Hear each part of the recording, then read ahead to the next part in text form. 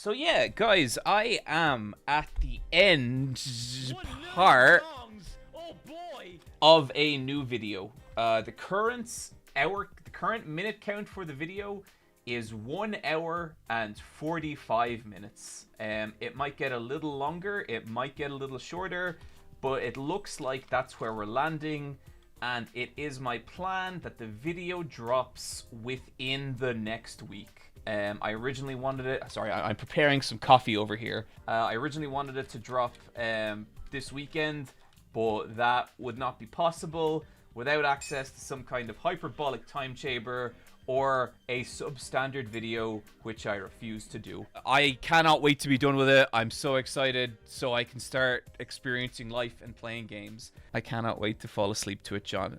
Jack Baker, I actually take that a massive compliment. I understand what that means. Is the video about 1 million dongs? This video is about fake video games. But yeah, it's weird being at this stage of a video, you know, because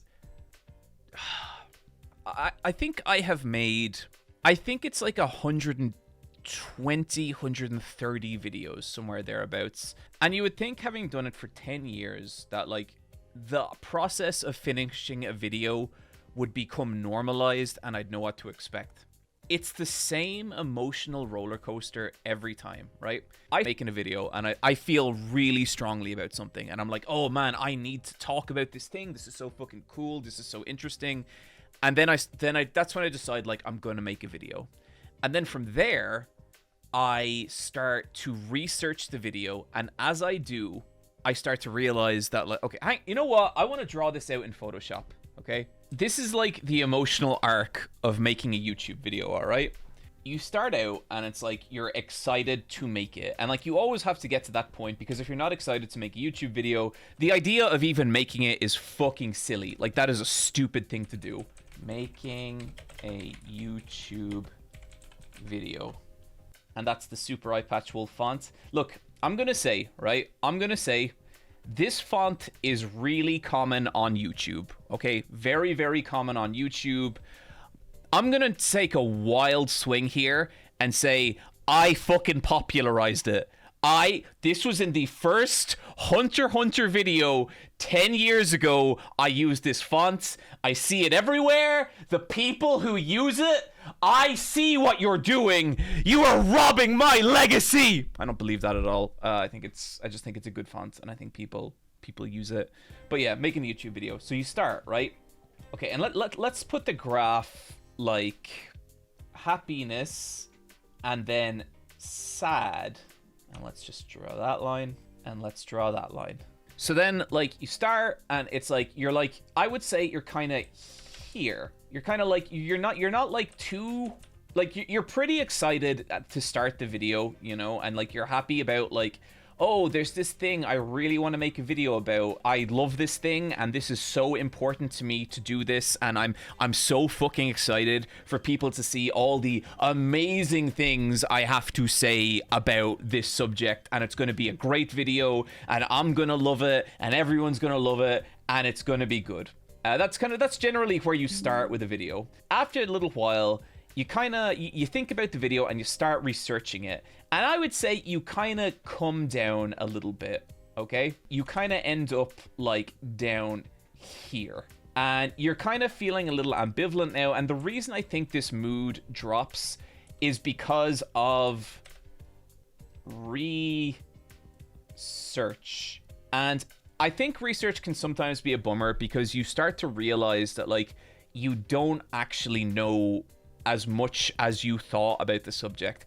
If you rush it and try and write here, you will realize that you actually know fuck all, and it can be like a really, really kind of miserable experience. So I tend to do like a lot of research before I start a video. I tend to like really try and dig into the subject. If it's a game, I'll replay it, and I'll replay it again. I'll do all this kind of stuff. What I won't ever do is watch other videos about whatever I'm making a video about, because if I do that, what's going to happen is that other people's thoughts are going to get lodged in my head. And that's not to say other people's thoughts aren't good, but it is to say that, like, I want to be able to express how I feel about it.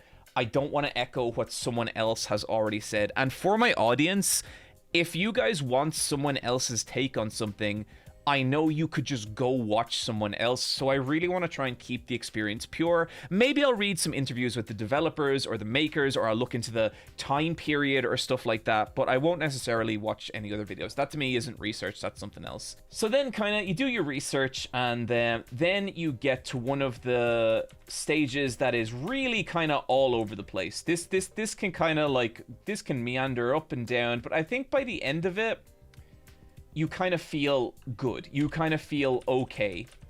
And this is your first draft, and particularly of your script, right? And the first draft is something that I used to do in a single day, because I always thought like, okay, look, the first version is always going to be garbage, so I'm just going to sit down for an entire day. I am going to glue my fucking hands to the keys, and I am just going to keep going and going and going until I have a first draft.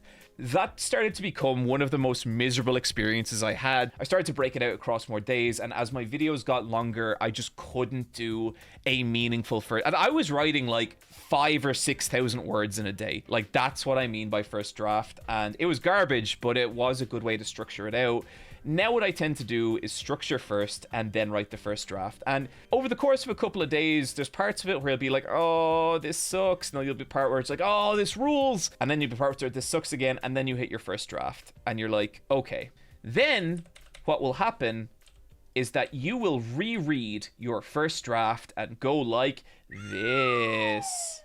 And this is when you realize that you really don't know fucking anything about what you were talking about. This is like when you realize like, okay, this isn't actually good and I don't know what the fuck I'm talking about. And it sucks. This can be a moment where you really, like, this is the first time you're going to think about quitting your video. This is going to be, around this point, you are going to get an amazing idea for a different video.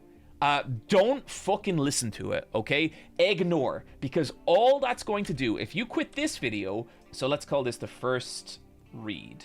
If you read this script and decide that you don't want to make this video, if you decide I'm going to start a brand new video, I actually have a way more exciting topic, all that's going to fucking do is bring you back to this point. And my friends, you never want to take this road, okay? Because this is the coward's road. I know, I have seen so many people do this over the years when someone's like, I'm going to put that video down, I'm going to do it. Do not do that. Just keep going, and like, okay, here's what's going to happen if you keep going, all right? If you keep going, you'll do your second draft of your script, you'll do your third draft of your script, and you'll do your fourth draft of the script. By the time you hit your fourth draft, you'll actually probably start to feel pretty okay again. And it's at the fourth draft that I will usually decide to do the voice recording. And the voice recording is interesting, right? Because you've really struggled through a couple of weeks of your video at this point. And as you do, you feel like you've kind of reached something. You feel like you're kind of getting at what you want to say. And then you read it out loud. You record it into a mic and you just go fucking back down to here. Probably worse. I would say worse. The voice recording for me is like a lower moment than any other part of the video. But I don't think the Coward's Road is as tempting when you've done the voice recording, because you have the audio, you've invested too much time, you have to keep going with it, okay? We're gonna need a bigger graph. And I really hate this moment. I hate it so much. There's only one moment that is worse than this in the entire process, but we'll get there. So I would say this moment is a simultaneous moment of the voice recording / fuck it. Because at this point, I am not happy with my video. I'm an idiot. I can't do anything. And any success I have gotten is pure fucking mistake. It is other people's inability to see my lack of talent that has let me prosper as much as I have. And now it's all about to end because there's no way I can do this again. This is not good. This will never be good. And so then what happens is you spend a week or two editing. And as you're editing the footage, as you're like watching it all come together, slowly, you're starting to like the video. Certain points actually kind of work with the right music, with the right footage, with the right whatever.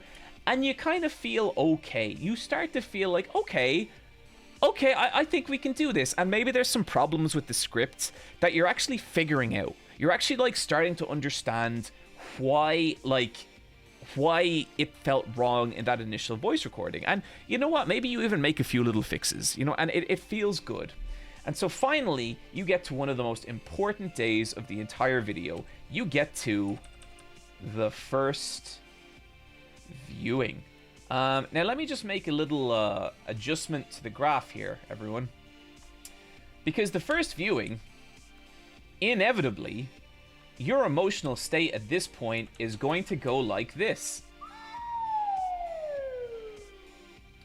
And eventually, you will find yourself somewhere kind of like on the floor of the ocean. You'll be sharing a space with kind of this sort of being. Yeah, that's about right.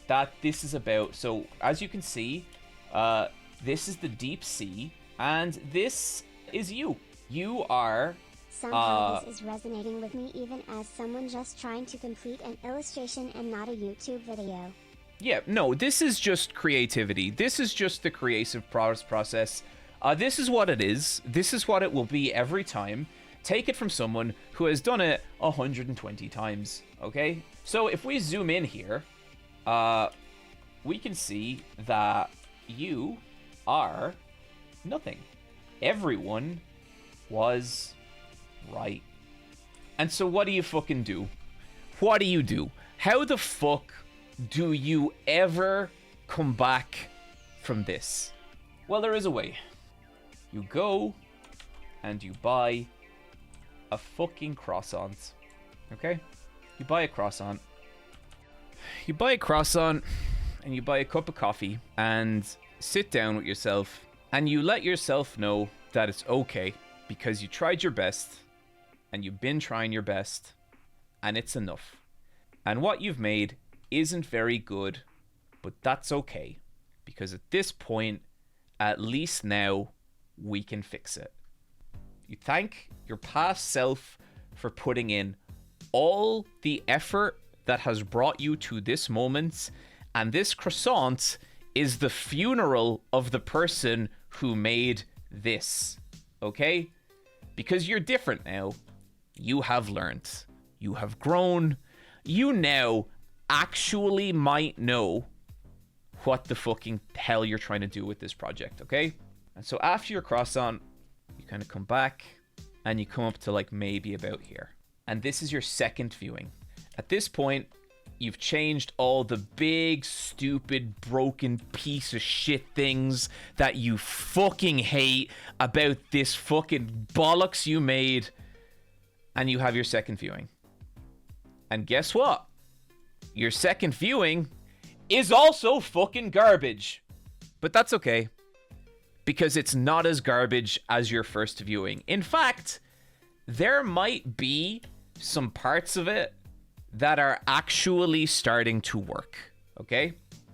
Now, you could, if you're a coward, if you're a goddamn coward, you could walk away at this point and pretend you're done. But you know you're not. You know you can fucking do better. So in the same way, you've just rebuilt the entire video from scratch, you're gonna do that again. And you know what? It's actually gonna be okay. Now, you're kind of getting the results you want. Now, you are pushing yourself to places you have never been before. You are surprising yourself with the shit you are achieving. You cannot believe that 2 weeks ago you were here. You cannot fucking believe that. And so you watch your third draft. And guess what, everyone? It's fucking garbage. You are so useless. Welcome back to hell. But here's the thing. It's actually not real this time. Because at this point, you have actually put so much fucking work into every part of this process. Something meaningful has likely come from here. And there's actually probably a lot of good stuff in your video. And what this part becomes about is not adding more good stuff. It's taking out all the bad stuff until finally only the good stuff remains. And that's fucking hard. It's so hard to do that. All these like paragraphs and sections that you thought were like really clever and insightful, but in actuality they don't work. Just take them out. Just take them out until you're just left with the bits of the project you like. And I promise you, at this point, you watch it back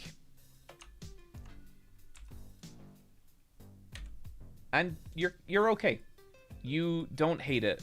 And so from here, you are nearly done, because this is your 4th draft of the project. This is your 4th like attempt to get this right. And so it's like you have to accept at this moment that you are likely touching on the current limitations of what you are capable of. There's only so much you can do from here. And here you get to do the favorite part of the video. You get to do the 5th draft, the final polish. And by this point, your mood is going to go down, but you're going to be okay. And you're going to keep going, and you're going to keep going. And at this point, you're probably not even feeling that much, because the video itself is utterly like just sort of noise, and it's footage and clips, and just you can't see the project anymore. And so you bring it to a point and you finish. And you finish because you look at it and you know in your heart you got nothing left. Like there is nothing more that you can do to add or take away from this project. You have been through this just impossible fucking nightmare process, and you've ended up at the finish. And so you upload it. And people think all kinds of different things about your video. Some are going to tell you it's the best thing you've ever done. Some are going to tell you it's the worst thing you've ever done. They're both right. They're both right. But the important part isn't the fact that the video is done. It's that all this shit is XP. This is all shit that's going to help you get better. This entire ordeal taught you so much about your own process and your own learning, and what it means is that you are going to grow from this. Like all the hardship you went through is going to help you grow and help you do more shit in the future. Okay? So like, remember when it was this? Remember when this was all we could fucking see and our entire lives depended on this project? This is what it actually is. All it is like one little episode in your life, and it actually doesn't matter that much, you know? And the reason it doesn't matter is because what's actually going to happen is this, and this, and this, on to infinity, forever and ever and ever. And every time you do it, you're going to get... Okay, you know what? I'm going to say that's not even accurate. I think what's happening is like this. Your ability is going up and up, and it's like every time you are getting better. Sometimes it doesn't feel like that though, because each time you're doing this project, this is all you're seeing. You lose sight of this, you know? So you just keep going. And it's never not going to feel like this, but it doesn't mean you aren't improving. It doesn't mean your art isn't getting better, whether it's YouTube videos or illustration or just whatever the fuck. And ultimately, this hurts and it's pain and it sucks, but it's progress, you know? It's progress. You're doing something. You're working towards something. You are doing something with your energy. You are doing something with your life. And that's meaningful, no matter what anyone fucking thinks of what you do. And the alternative is this. The alternative is nothing, you know? That's the choice. It's nothing or it's pain. That's it. That's what it's all about. And that's where I'm kind of at with this video. I would say right now, I am here.